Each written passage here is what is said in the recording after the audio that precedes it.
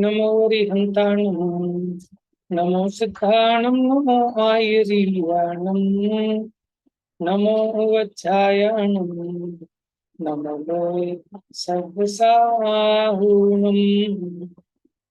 मोक्षमार्गस्य नेतारं भेत्तारं कर्मभूभृतां ज्ञातारं विश्वतत्त्वानां वन्दे तदवृणलब्धम्। तत्वार सूत्र ग्रंथादिराज में अपनी चर्चा तीसरे अध्याय पर चल रही है। तीसरे अध्याय में अभी हम अधोलोक के स्वरूप का वर्णन देख रहे हैं। उसके उपरांत मध्य लोक का वर्णन भी देखेंगे।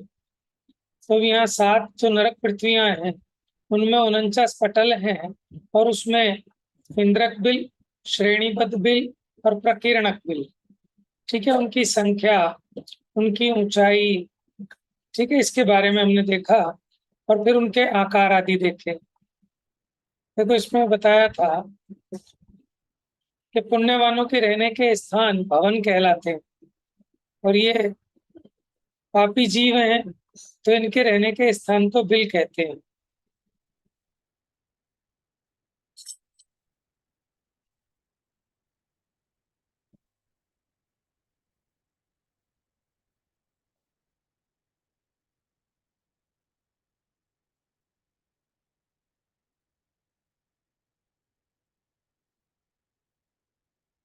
चलो पूनम पढ़ो यहाँ से। इन 3 प्रकार के बिलों का तिर्यक क्षेत्र संबंधी पारस्परिक अंतर, माने ये जो बिल हैं तीनों प्रकार के, इंद्रक बिल, श्रेणीबद्ध और प्रकीर्णक, इनमें आपस में कितना कितना अंतर होता है, पढ़िए।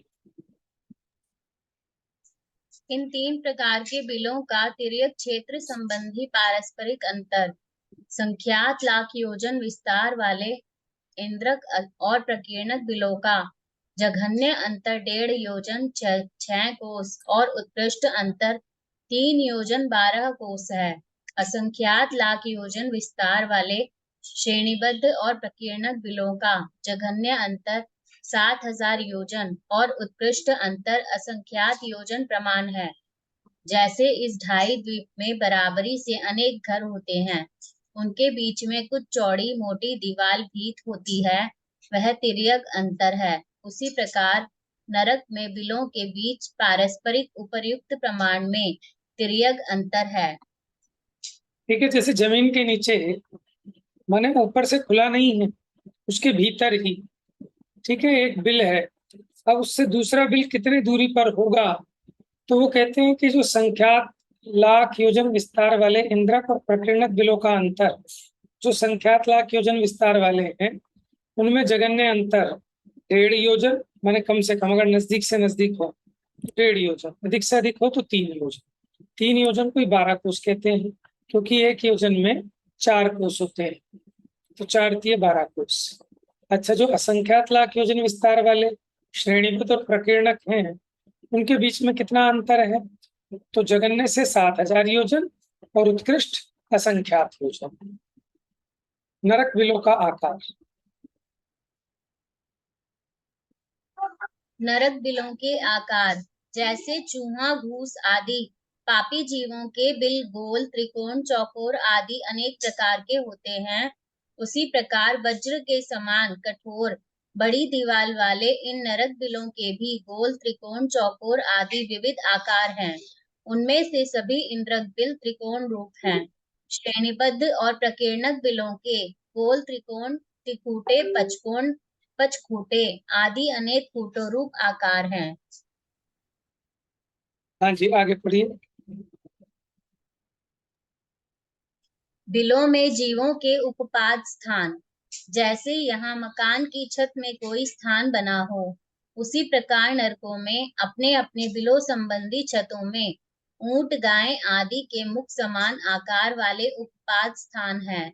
इनमें नारकी जीव उत्पन्न होते हैं। ये प्रत्येक बिल में एक एक ही होने से कुल 84 लाख हैं। ये अंदर तो विस्तार युक्त चौड़े हैं, परंतु बाहर नीचे की ओर मुख सकरा है। ये उपपाद स्थान उल्टे मुख वाले हैं। समझ गए, उल्टे मुख वाले हैं, गाय के आकार के, ऊंट के आकार के, ठीक है। माने वैसे तो नीचे से ऊपर को मुख होता है, वो उल्टा है, मुंह नीचे को है। तो जैसे छत्ता होता है मधुमक्खी का, उसी प्रकार उनकी छतों में, माने जो बिल है, बिल के ऊपर के भाग में, ठीक है, इनके उपपाद स्थान है, माने जहां से नारकी जन्मते हैं। तो ये प्रत्येक बिल में एक एक ही होता है उत्पाद स्थान, इसलिए 84 लाख नरक में 84 लाख उत्पाद स्थान है। अंदर से तो विस्तार युक्त चौड़े होते हैं, बाहर नीचे की ओर मुख इसका संकरा होता है। आप पढ़िए, मैं जरा 2 मिनट में, चलिए पढ़िए। पहली, दूसरी और तीसरी भूमि संबंधी बिलों में इनका आकार कड़ाही, कुंभी, नाली, मुद्गर, मृदंग, ढोल आदि के समान। चौथी, पांचवी भूमि संबंधी बिलों में द्रोणी, दोना, गाय, गज, घोड़ा, भैंस, ऊंट आदि के मुख समान तथा छठवीं, सातवीं भूमि में इनके आकार झालर, भल्लक, पात्री, केयूर, मसूर, शानक इत्यादि के समान है।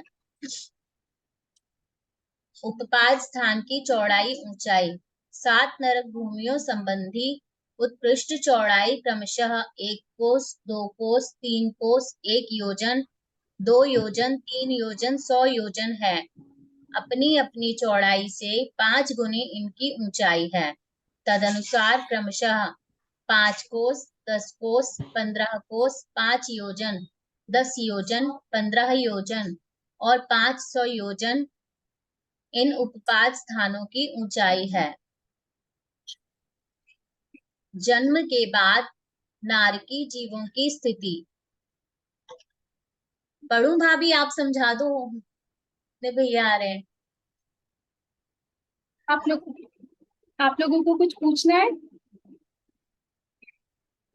इतना मतलब जितना पढ़ा हो उतना में से कुछ समझ में नहीं आया हो तो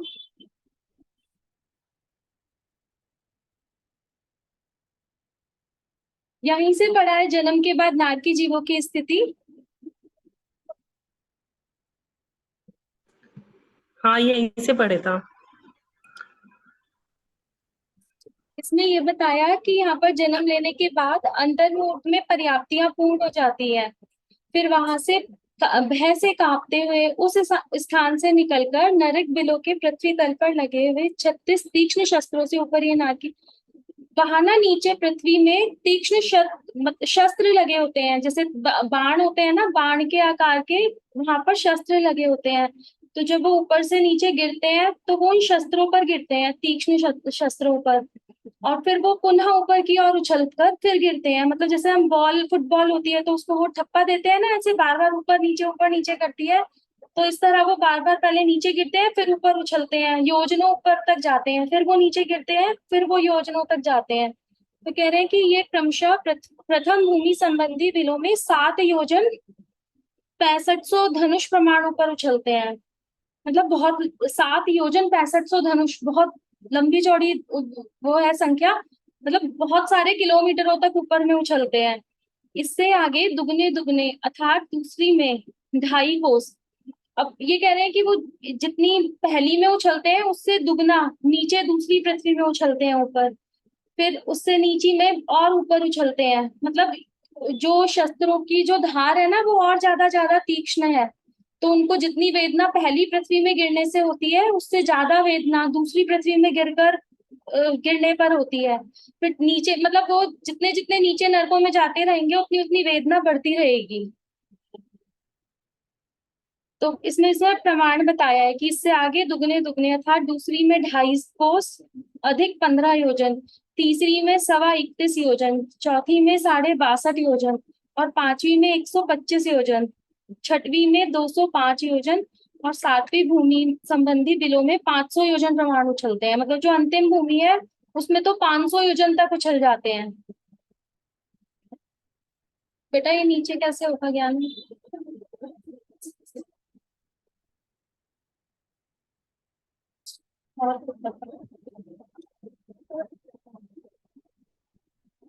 अभी ये पढ़ना है ना, नारकी जीवों के शरीर की ऊंचाई, ये पढ़ लीजिए। ठीक। नारकी जीवों के शरीर की ऊंचाई 8 जब प्रमाण 1 अंगुल, 24 अंगुल का एक हाथ, 4 हाथ का एक धनुष है। ये पहली प्रमाण रत्न बता प्रभा रहे हैं कि ये उनकी योजनों में ऊंचाई होती है ना, तो वो योजन तक पहुंचा रहे हैं कि 8 जौ के बराबर एक अंगुल होता है और 24 अंगुलों का एक हाथ होता है। एक अंगुल इतने को बोलते हैं, ये जो एक कोरवा होता है ना, इसका जितना प्रमाण होता है इसे एक अंगुल बोलते हैं। तो ऐसे ऐसे 24 अंगुल लगाएंगे तो एक हाथ बनता है, हाथ होता है यहाँ से यहाँ तक। तो 8 जौ का एक अंगुल, 24 अंगुल का एक हाथ और 4 हाथ का एक धनुष होता है। पहली प्रथम रत्न प्रभा पृथ्वी में इनका शरीर 7 धनुष, 3 हाथ, 6 अंगुल प्रमाण होता है। मतलब इनकी जितनी ऊंचाई होती है ना इनके शरीर की, वो बता रहे हैं 7 धनुष, 3 हाथ और 6 अंगुल प्रमाण। पढ़िए। इससे आगे क्रमशः दुगनी दुगनी ऊंचाई है, अर्थात दूसरी भूमि में 15 धनुष, 2 हाथ 12 अंगुल, तीसरी में 21.25 धनुष, चौथी में 62.5 धनुष, पांचवी में 125 धनुष, छठवीं में 250 धनुष, सातवीं में 500 धनुष शरीर की ऊंचाई है। वो कह रहे हैं कि दुगनी दुगनी ऊंचाई होती गई है और 7वीं में तो 500 धनुष शरीर की ऊंचाई है। ये ना नारकी जीवों में जाते हैं तो नीचे नीचे जाते रहेंगे तो शरीर की ऊंचाई बढ़ती रहती है। ऐसे ही देवों में ना जब ऊपर ऊपर जाते हैं तो शरीर की ऊंचाई घटती जाती है। मतलब अगर ये भी कह सकते हैं कि पाप के उदय से ही बड़ा शरीर मिलता है। पढ़िए। अच्छा, इसमें मुझे एक बात पूछनी थी। जैसे आपने ये अंगुल का साइज बताया, तो अंगुल तो सबके अलग अलग साइज हो सकते हैं, तो तो हाँ, अंगुल को हम नापने की इकाई ये ना जिस जीव मतलब जो उनसे 3 तरह के अंगुल होते हैं, प्रमाण अंगुल, आत्मा अंगुल और एक उत्सेधा अंगुल। तो ये जो 8 जौ के बराबर जो एक अंगुल होता है ना, ये उत्सेधा अंगुल होता है। तो ये जो नारकी जीवों की, देवों की, मनुष्यों की, इनकी जो शरीर की ऊंचाई नापी जाती है ना, ये उत्सेधा अंगुल से नापी जाती है। बाकी मैं एक बार देखकर कंफर्म करके बता दूंगी। ठीक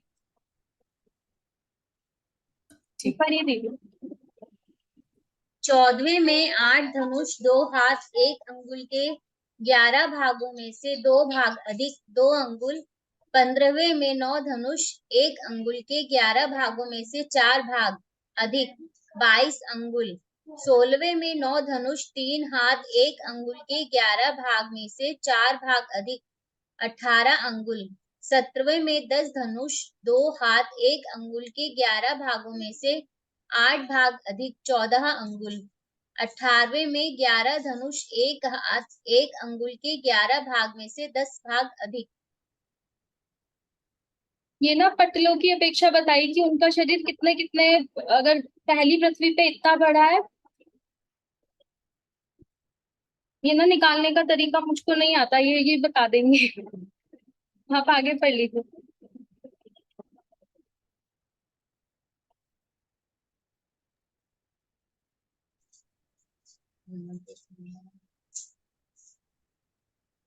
वही 49 पटल तक निकालेंगे, ये एक एक पटल से निकालते हुए 49 पटल तक निकालेंगे।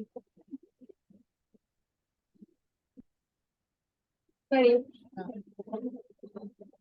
18वें में 11 धनुष, 1 हाथ, 1 अंगुल के 11 भाग में से 10 भाग अधिक 10 अंगुल। 19वें में 12 धनुष, 1 अंगुल के 11 भाग में से 1 भाग अधिक 7 अंगुल। 20वें में 12 धनुष, 3 हाथ, 1 अंगुल के 11 भाग में से 3 भाग अधिक 3 अंगुल। 21वें में 13 धनुष, 1 हाथ, 1 अंगुल के 11 भाग में से 5 भाग अधिक 23 अंगुल। 22वें में 14 धनुष, 1 अंगुल के 11वें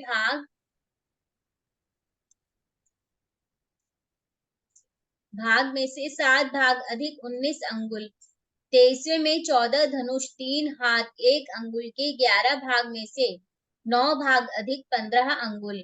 24वें में 15 धनुष, 2 हाथ, 12 अंगुल प्रमाण ऊंचा शरीर है। आगे पढ़ूंगा अभी। ये आगे निकाल दूं या तो अभी जब आएंगे तब समझा देंगे, जहां से समझ में आ रहा है वहां से पढ़ लेते हैं, क्योंकि ये तो एक एक पटल में ना कितना कितना शरीर बढ़ा वो बता रहे हैं। ये निकाल दूं आगे फिर। हाँ, कर दीजिए आगे। यहाँ से पुराने नारकी और नवीन नारकियों का पारस्परिक व्यवहार। पुराने नारकियों और नवीन नारकियों का पारस्परिक व्यवहार। पुराने पहले उत्पन्न हुए नारकी जीव नवीन नारकियों को देखकर अति कठोर रूप कटुक वचन कहते हुए उनका घात करते हैं। ऊपर से गिरने उछलने आदि के कारण हुए शरीर के घावों में अत्यधिक खारा जल सींचते हुए अधिक दुख उत्पन्न करते हैं। तो कह रहे हैं नवीन कि नारकी ये पुराने वाले बड़े हो जाते हैं ना, तो वो जो नए नारकी वहां पर जन्म लेते होंगे तो उनको बहुत कटुक कटुक वचन बोलते हैं, उनके साथ बहुत बुरा व्यवहार करते हैं। हमारे तो जो जैसे कोई स्कूल में बच्चा जाता है तो नए बच्चे पुराने बच्चे नए बच्चों की रैगिंग करते हैं ना, उसी टाइप की हो गया कि वो उनको बहुत बुरा बुरा भला भला कहते हैं। और ऊपर से गिरने उछलने आदि के कारण जो उनके शरीर में घाव हो जाते हैं उस पर खारा जल सींचते हैं जिससे और ज्यादा वेदना बढ़ जाए। नवीन नारकी भी पर्याप्ति पूर्ण होने के बाद प्रकट हुए विभंग ज्ञान जाति स्मरण ज्ञान से पूर्व भव के बैर आदि संबंध को जानकर पुराने नारकियों से झगड़ते हैं, परस्पर घात करते हैं, कभी भी परस्पर प्रीति भाव रूप परिणमित नहीं होते हैं। वहां के सभी नारकियों की ऐसी ही प्रवृत्ति है। हाँ, क्योंकि उनको विभंग अवधि ज्ञान होता है, मतलब अवधि ज्ञान तो होता है लेकिन खोटा होता है, तो वो और उल्टा उल्टा जान जान कर उनको और झगड़ते हैं। जैसे उदाहरण आता है कि जैसे माँ और बेटा दोनों मरकर नरक में जन्म लिया, तो बेटा अपने ये याद करके कि ये वही मेरी माँ है, कि वो तो ये याद करता है कि काजल लगा रही थी, तो वो ये नहीं सोचता कि मेरे अच्छे के लिए कर रही थी, बल्कि कहता है कि वो मेरी आंख फोड़ती थी बचपन में। तो और ऊपर से लड़ते हैं ऐसा विभंग ज्ञान जोड़ जोड़ कर। जाति स्मरण ज्ञान से पूर्व भव के बैर के कारण बैर आदि संबंध को जानकर पुराने नारकियों से झगड़ते हैं। मतलब जो पहले के वहां पर नारकी होते हैं उनसे भी वो झगड़ते हैं अपना बैर भाव जानकर, परस्पर घात करते हैं, कभी भी परस्पर प्रीति भाव में परिणमित नहीं होते। मतलब हर टाइम वहां पर लड़ाई झगड़ा कलेश यही चलता है।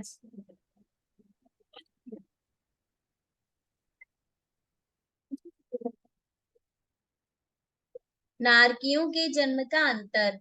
किसी नारकी का मरण होने पर वहां अन्य नारकी जीव उत्पन्न हो जाता है। यदि कभी अंतर पड़ता है तो पहली भूमि में 24 मुहूर्त 48 घड़ी, दूसरी में 7 दिन रात, तीसरी में 15 दिन, चौथी में 1 माह, पांचवी में 2 माह, छठवीं में 4 माह और सातवीं में 6 माह का उत्कृष्ट अंतर हो सकता है। जघन्य अंतर सातों में एक समय मात्र है। इतने समय पर्यंत वहां कोई नारकी जीव जन्म धारण नहीं करे, यह हो सकता है। इसके बाद कोई न कोई नियम से जन्म धारण करेगा ही। हाँ जी, देखिए, जब किसी नारकी का मरण हो जाए तो वहां अन्य नारकी जीव उत्पन्न होता है, लेकिन अगर विरह काल पड़े, गैप पड़े, तो अधिकतम कितना गैप पड़ सकता है? ठीक है, तो पहली भूमि में 24 मुहूर्त, एक मुहूर्त में कितने होते हैं? एक मुहूर्त में होते हैं 2 घड़ी। ठीक है, 2 घड़ी का एक मुहूर्त होता है और एक घड़ी 24 मिनट की होती है, तो एक मुहूर्त में हो गए 48 मिनट। ठीक है, 48 मिनट का एक मुहूर्त, और यहाँ कह रहे हैं 24 मुहूर्त, तो 24 गुना 48। ठीक है, तो एक मुहूर्त में 2 घड़ी होती है, तो उन्होंने 24 मुहूर्त की जगह 48 घड़ी लिख दिया। आप इसको 24 को 48 मिनट से मल्टीप्लाई कर लें तो आप घंटे और मिनट में चेंज कर सकते हैं।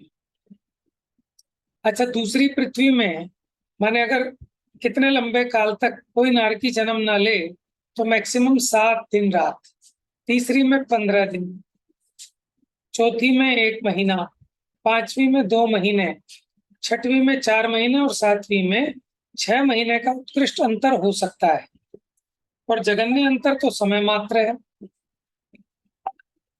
जैसे कोई एक नारकी जन्मा, अब उसके बाद पुनः दूसरा नारकी जन्मने में एक समय बाद ही दूसरा जन्म जाए, और अधिकतम अंतर पड़े तो 7वें नरक में 6 महीने तक का उत्कृष्ट अंतर पड़ सकता है। तो इस प्रकार नारकी जीवों के आवास आदि का भी वर्णन हुआ। अच्छा, आपने ये भी पढ़ लिया होगा कि कितना कितना उछलता है वो। आगे। अच्छा, बिलों का आपको हो गया था। हाँ, देखो पहली दूसरी तीसरी भूमि संबंधी बिलों में तो भाभी जी पूछ रही थी ना, कढ़ाई वढ़ाई, इनका आकार कड़ाही, कुंभी, नाली, मुदगर, मृदंग, ढोल आदि के समान, लेकिन किसका आकार बता रहे हैं? ये आकार चल रहा है उनके उत्पाद स्थानों का, माने जो उसके जन्मने के स्थान है ना, जो छत्ते की तरह ऊपर लटके हुए हैं। तो यहाँ बताया था ऊंट गाय के मुख के समान उत्पाद स्थान है। अब पहली दूसरी तीसरी भूमि संबंधी बिलों में इन उत्पाद स्थानों का आकार कड़ाही, कुल्ही, नाली, मुदगर, मृदंग आदि के समान। चौथी पांचवी संबंधी बिलों में द्रोणी माने दोना, गाय, गज, घोड़ा, भैंस, ऊंट आदि के मुख समान। छठवीं सातवीं में इनके आकार झालर, भल्लक, पात्री, केयूर, मसूर, शानक। ये तो शब्द भी बहुत कठिन है। अब पता नहीं भल्लक मैंने क्या होता है। भल्लक कहीं भाले को तो नहीं कह रहे, देख के बताएंगे। और केयूर, केयूर किसको कहते हैं? सुना हुआ शब्द है केयूर, पता है केयूर किसको कहते हैं? पात्री, केयूर, मसूर। मसूर तो मसूर की दाल होती है। अब शानक, चलो ये आपको, आप भी लोग गूगल करके चेक कर सकते हैं इसको, इसका फोटो ले लेते हैं। ठीक है ना, नए शब्द हैं बिल्कुल।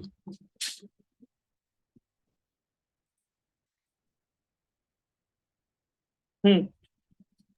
भैया केयूर का अर्थ है बाजूबंद। हाँ, ये होता सही है, केयूर। ठीक है, और बताइएगा आप लोग देख के। भल्लक, झालर तो पता है सबको। भल्लक, पात्री, मसूर, शानक। अच्छा देखो, भल्लक का अर्थ है भैया भालू। अच्छा भालू, ठीक हाँ है। जी। और देखिए, उत्पाद स्थान की भालू रीछ। हाँ जी, भालू रीछ। हाँ रीछ को ही कहते हैं भालू।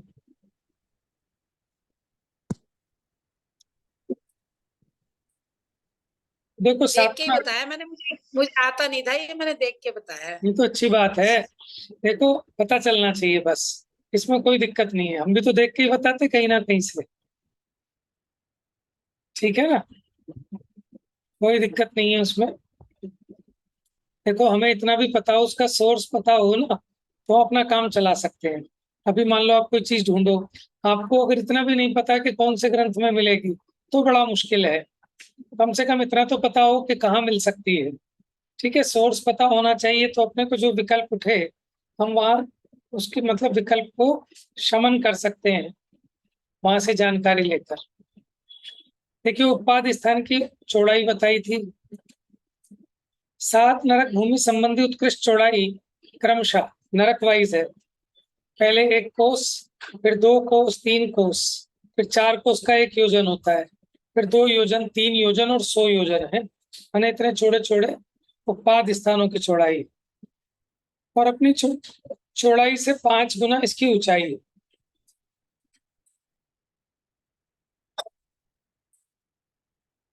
देखो ये आपको समझ में आ गया होगा कि जन्म के बाद नारकी जीव की क्या स्थिति होती है। वो अंतर्मुख में अपनी पर्याप्तियां पूरी कर लेता है, भय से कांपते हुए, माने वो उत्पाद स्थान में अपनी पर्याप्तियां पूरी कर लेगा, फिर भय से कांपते उस स्थान से निकलकर नरक बिलों के पृथ्वी तल पर लगे हुए 36 तीक्ष्ण शस्त्रों के ऊपर ये नारकी जीव गिरते हैं। तभी कहते हैं ना, तहा भूमि पर सत दुख ईसो, बिच्छू सहस डसे नहीं तीसो। माने इससे हजारों बिच्छू एक साथ डंक मारे हैं, उतनी इसको पीड़ा होती है नरक की पृथ्वी को छूते से। वो क्यों? क्योंकि जो गिरता है ना फुटबॉल की तरह ऊपर से नीचे, तो नीचे उसके 36 बहुत पैने नुकीले शस्त्र होते हैं, जिनके ऊपर ये नारकी जीव गिरता है, और गिरते ही दर्द के मारे वापस फुटबॉल की तरह ऊपर उछलता है और फिर गिरता है। तो ऐसे कितना ऊंचा उछलता है? तो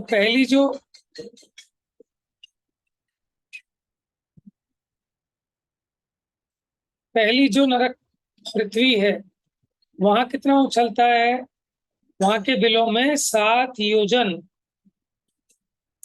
6500 धनुष प्रमाण उछलते हैं। 7 योजन 6500 धनुष।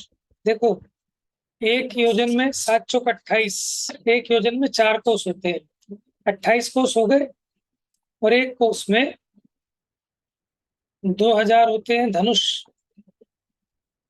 कितना बैठेगा? 28 दूनी 56। यहाँ जो 6500 धनुष कह रहे हैं, हाँ, तो यानी 7 योजन प्लस 6500 धनुष, 7 योजन प्लस 6500 धनुष प्रमाण उछलता है पहले भूमि में। फिर इसके आगे आगे दुगने दुगने। अब दूसरे में कितना हो जाएगा? देखो, 7 योजन 6500 धनुष। 6500 धनुष को अगर आप योजन में कन्वर्ट करें तो निकल सकता है कुछ योजन वोजन। सोचिए, 6500 धनुष है ना, इसको 2000 से डिवाइड करो, कितना आ जाएगा? लगभग 3250। अच्छा, 2 से डिवाइड कर 32.5, तो 32.5 कोस आ गया। ठीक है, 2000 से डिवाइड करना है 6500 को।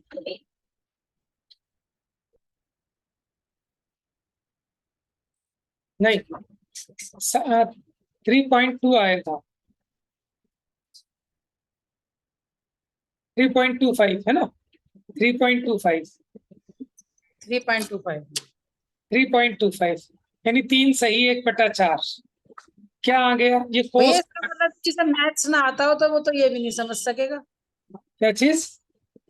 जिसे मैथ्स ना आता हो तो वो तो ये समझ ही नहीं आपको पाएगा। बात बताऊं, हमारी अम्मा थी और अनपढ़ थी, मैंने दूसरी तीसरी चौथी पढ़ी हुई होंगी, ठीक है, लेकिन हिसाब सारा लगा लेती थी, और वो हमें बताती थी आधे का पहाड़ा, पौने का पहाड़ा, सवा का पहाड़ा, 1.5 का पहाड़ा, 1.25 का पहाड़ा, और सारा हिसाब किताब कर लेते हैं। और जो लोग पढ़े लिखे नहीं है ना, उनका हिसाब बड़ा परफेक्ट और बड़ा तेज होता है। ठीक है ना, तो ये तो छोटी सी हिसाब की बात है। जैसे रुपए पैसों का हिसाब कर लेते हैं ना सारे अनपढ़ लोग, और फटाफट हिसाब लगा लेते हैं 1 लाख में कितने 100 के नोट आएंगे, कितने 1000 के आएंगे, कितने 50 के आएंगे। ठीक है ना, तो ये सारा का सारा वैसा गणित नहीं है कि जिसमें बहुत पढ़ाई लिखाई की जरूरत हो। ये तो सिंपल, अगर आपको पता है कि एक कोस में 2000 धनुष होते हैं, तो इन्होंने 6500 धनुष बताए, तो धनुष के कोस बनाने हैं, तो 2000 धनुष का एक कोस होता है, तो ये आपके 65 में बन जाएंगे मेरे ख्याल से 32.5 कोस। देखो जरा, 32.5 को 2000 से गुना करो, 32 दूनी 64, कहीं गड़बड़ हो रही है, 3.25 ही बनेगा। ठीक है, 6500 है ना, 65,000 नहीं है, 6500। सिंपल सी बात है, 2000 धनुष में एक कोस बनते हैं, तो 6000 धनुष में कितने कोस बन गए? 3 कोस बन गए, लेकिन 4 कोस पूरे नहीं हो पाए। अगर 4 कोस पूरे हो जाते ना, तो वहां 8 योजन कह देते। ठीक है, तो 2 कोस का आधा योजन हो जाएगा ना, तो 7.5 योजन तो पूरे हो गए। 7.5 योजन के बाद एक कोस, और कितने धनुष बच गए? 500 धनुष बच गए। एक कोस 500 धनुष बच गए, तो 7.5 का दुगना किया 15 हो गए, तो यहाँ लिखा है देखो 15 योजन। ये दूसरे में 15 योजन। ठीक है, और 2.5 कोस कैसे बच गया? तो हमने जो बचाया था एक कोस और 500 धनुष, अब इसका डबल करो, 2 कोस 1000 धनुष हो जाएगा ना। क्या क्या बचा था? एक कोस और 500 धनुष बचे थे। एक कोस का डबल करोगे 2 कोस, और 500 धनुष का डबल करोगे 1000 धनुष, तो कितना आ गया? 2 कोस और 1000 धनुष। अब 1000 धनुष मतलब हो गया आधा कोस, क्योंकि 2000 धनुष में एक कोस पूरा होता है, तो 1000 धनुष में आधा कोस हो गया। तो 2 और आधा 2.5 कोस। तो देखो लिखा है दूसरी में 2.5 कोस अधिक 15 योजन। फिर इसका आगे फिर दुगना कर लो, फिर दुगना कर लो। अब मैंने एक आपको सैंपल बता दिया, तो अब आप उससे आगे की भी भाव वासना कर सकते हैं। अब नारकी जीवों की ऊंचाई देखो, 8 जो प्रमाण 1 अंगुल होता है। देखो ये बड़ी अच्छी बात है, आपको बताई नहीं पहले। 8 जो के बराबर 1 अंगुल होता है। अब 8 जो कितने बराबर होती हैं, तो उसका भी पूरा है कि वो सरसों 8 सरसों के दानों के बराबर, और 1 सरसों का दाना किसके बराबर के 8 लीक के बराबर। अब 1 लीक किसके बराबर, तो उस तरह से भी चलता है। अभी मोटा मोटा जब मैंने जो, तो 8 जो के दानों के बराबर 1 अंगुल होता है। 24 अंगुल का 1 हाथ होता है। 1 हाथ मतलब यहाँ से यहाँ तक। तो देखो आपकी 24 अंगुल बैठेगी, आप बैठो नापो 4 4 ऐसे, 4 6 24। देखो 1 2 3 4 5 6, ठीक है, लगभग 6 बैठेंगी सबकी। अब किसी का हाथ ज्यादा लंबा हो, उंगलियां छोटी हो, तो वो गड़बड़ हो सकती है, लेकिन मोटा मोटी ठीक है। 6 चौक 24। ये तो मैं आपको एक भाव घासना कराने के लिए बता रहा हूँ, ताकि आपको याद रहे। आप कभी भूल भी जाओ तो ऐसे नाप के देख लेना, ठीक है। ये 4 अंगुल हो गई ना, ऐसे ऐसे अंगुल, ठीक है। 1 2 3 4 5 6 लगभग। तो 6 चौक 24, 4 4 अंगुल का देखो, तो 24 अंगुल का 1 हाथ, और ऐसे ऐसे 4 हाथ के बराबर 1 धनुष, ठीक है। और 2000 धनुष का क्या होता है, 1 कोस, और 4 कोस का 1 योजन। ये आज आप लिख लेना सब लोग, कल सुनूंगा सबसे। 8 जो बराबर 1 अंगुल, ठीक है। 24 अंगुल का 1 हाथ, 4 हाथ का 1 धनुष, 2000 धनुष का 1 कोस, 4 कोस का 1 योजन, बस इतना। अब देखो पहली रत्न प्रभा भूमि में इनका शरीर कितना ऊंचा है, 7 धनुष 3 हाथ 6 अंगुल प्रमाण ऊंचा है, ठीक है। 7 धनुष 3 हाथ, क्योंकि 4 हाथ पूरे हो जाते तो यहाँ 8 धनुष बन जाता, लेकिन 4 हाथ तो है नहीं, यहाँ 6 अंगुल है। अगर 24 अंगुल होते तो 1 हाथ बना लेते इसका। जैसे छोटे बच्चों को दिखाते थे ना, रुपए और पैसों को प्लस करना है, ठीक है। तो 100 पैसों का 1 रुपया होता है, मीटर सेंटीमीटर को प्लस करना है। तो आपको उनकी यूनिट पता होनी चाहिए कि 1 किलोमीटर में कितने मीटर होते हैं। उसी प्रकार यहाँ, तभी आप उसके दुगने मुगने कर पाएंगे। भैया जी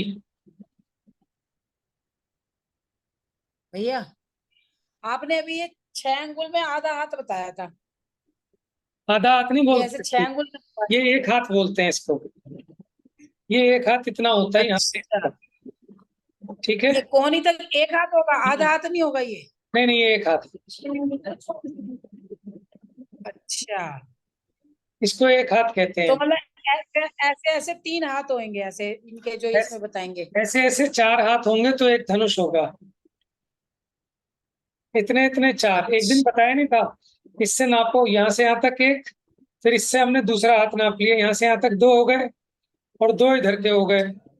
तो इस हाथ से ऐसे फैलाओ, इस हाथ से इस हाथ तक, ये हो गया 1 धनुष,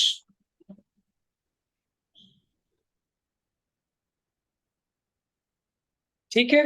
और 6 जो मैंने बताए थे, वो 6 4 4 अंगुल के देखे मैंने, 6 बार हो रहे हैं, तो 6 चौक 24 अंगुल हो गए। तो 24 अंगुल में कोने तक ये 1 हाथ हो गया, तो 24 अंगुल का 1 हाथ होता है। नहीं, 24 अंगुल माने जाएंगे ये। हाँ अच्छा, 4 ये हो गए और 6 हाँ, ये हैं, तो 6 चौक 24। अच्छा राइट। अच्छा अच्छा, ठीक ठीक ठीक है, ठीक है। बाकी तो सब 6 अंगुल का मतलब ये हो गया 4 ये और फिर 2 ये, ऐसे मतलब 4 और फिर 2, ये 6 अंगुल हो गए। 6 अंगुल नहीं, 24 अंगुल। नहीं, जो नहीं, यहाँ यहाँ पे लिखा है जो है, ना हाँ 3 हाँ, हाथ, बिल्कुल। 3 हाथ 6 अंगुल, तो मतलब 4 और फिर 2। अच्छा एक बात और देखो, सही कह रहे हो आप, ऐसा ही है। लेकिन अब यहाँ अंगुल किसके नापोगे, अपने अंगुल से थोड़ी नापेंगे उसको। बात समझ में आ रही है? अंगुल भी 3 प्रकार के होते हैं, एक सूच्य अंगुल, हाँ उसे छेदा अंगुल भी कहते हैं। ठीक है, एक होते हैं आत्मा अंगुल, एक होते हैं प्रमाण अंगुल। आत्मा अंगुल होते हैं जो अपने अपने जो जीव हैं, सबके अपने अपने अंगुल का माप, वो प्रमाण अंगुल है। और यहाँ जो हमने आपको बताया ना, ये सूची अंगुल है, जिसको हम उत्सेद अंगुल भी कहते हैं, जिसमें हमने बताया 8 जौ के दानों के बराबर 1 अंगुल, ये सूची अंगुल है, इसी को उत्सेद अंगुल भी कहते हैं। उत्सेद अंगुल शायद इसीलिए कहते होंगे कि इससे ऊंचाई नापी जाती है। उत्सेद माने ऊंचाई भी होता है। भैया इतनी जल्दी ना हो भाई, याद ही है हमें। नहीं हो जाएगा, आप तो कल सुनने को कह रहे हो। छोटी सी चीज है, हो रटना जाएगा। पड़ेगा बैटर। 2-4 दिन सुन लेंगे ना, सब हो जाएगा। कल टाइम होगा तो कल करा देंगे, ठीक है। चलिए, अब आप इतना याद रखिए कि पहले नरक के नारकी की ऊंचाई 7 धनुष 3 हाथ 6 अंगुल प्रमाण है, ठीक है। अब इससे आगे दुगनी दुगनी हो रही है। 7वें नरक में दुगना दुगना करोगे तो 500 धनुष बैठेगा। आप घर पे करके देख सकते हो कैलकुलेशन, आप इनको डबल डबल करके निकाल के देखना, ठीक है। और फिर कल चेक कराएंगे कि आपने जो निकाला वो ठीक निकला कि नहीं निकला। तो डबल डबल करते करते 7वें नरक की 500 धनुष बैठनी चाहिए। पहले नरक की है 7 धनुष 3 हाथ 6 अंगुल, 24 अंगुल का 1 हाथ, 4 हाथ का 1 धनुष, ठीक है। तो इससे आप कैलकुलेशन करके देखिएगा, बाकी चर्चा कल। जा वाणी के ज्ञान से सूझे लोकालो, सो वाणी मस्तक नमो सदा देत हूँ धो।